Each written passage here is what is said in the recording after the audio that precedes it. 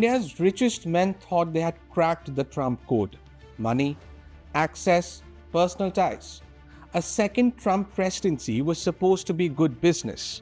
Instead, it has turned into a rude awakening. Nearly a year into Donald Trump's second term, two of India's most powerful business tycoons, Mukesh Ambani and Gautam Adani, are discovering a hard truth. Wealth opens doors, but it does not guarantee favor. The trigger came from far beyond India. Trump, furious with Russian President Vladimir Putin for refusing to end the Ukraine war, decided to widen the pressure, and India got caught in the crossfire. Washington doubled tariffs on Indian goods to 50%, a brutal move. Trump publicly targeted India's continued imports of Russian oil. For Mukesh Ambani, Asia's richest man, this wasn't abstract geopolitics. It hit straight at the heart of his empire. Reliance Industries had made billions refining discounted Russian crude and selling it onward to Western markets. Since 2022, the strategy had reportedly delivered nearly $6 billion in gains. Then suddenly, the tap tightened. Under US pressure, Reliance announced it would stop buying Russian crude, a quiet but unmistakable signal that Trump had taken notice. This wasn't supposed to happen. Ambani had invested heavily in cultivating Trump world ties.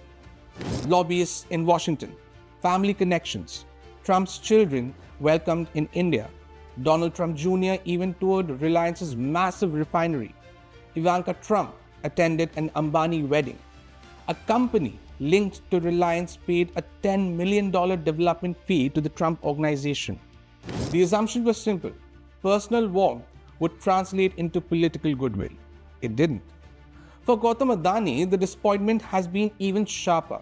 India's second richest man entered Trump's second term hoping for closure. He faces serious allegations in the United States, accusations of orchestrating a multi-million-dollar bribery scheme. When Trump ordered a halt to enforcement of the Foreign Corrupt Practices Act, optimism surged inside the Adani group.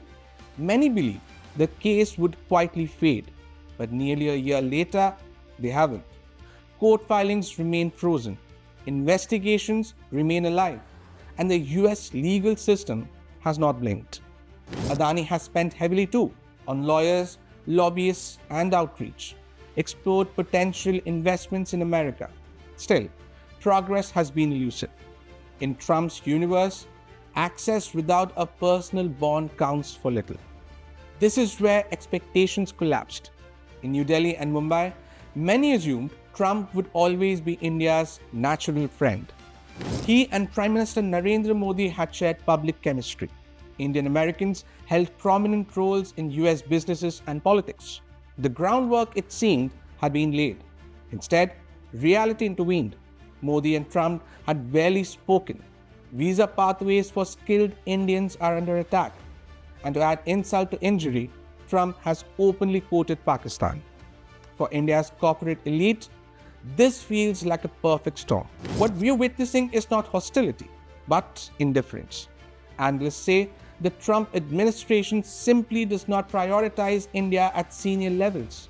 Business ties, once seen as diplomatic glue, proved too weak to hold the relationship together. This is not the collapse of India-US ties.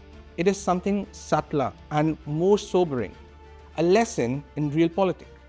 Trump's America is transactional, unpredictable, and personal. Friendship matters, but only on Trump's terms.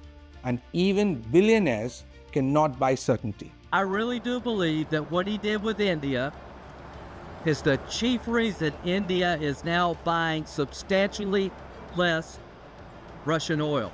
So I hope we pass this bill soon. And after this... He wanted to make me happy, basically.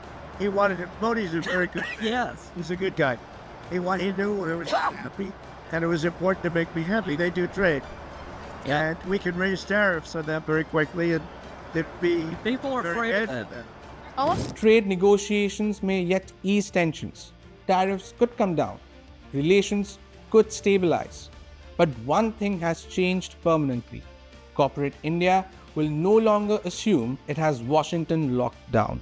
And for now, India's richest men are still waiting in the lobby. This is Ritushish Kanjlal for India Today Global.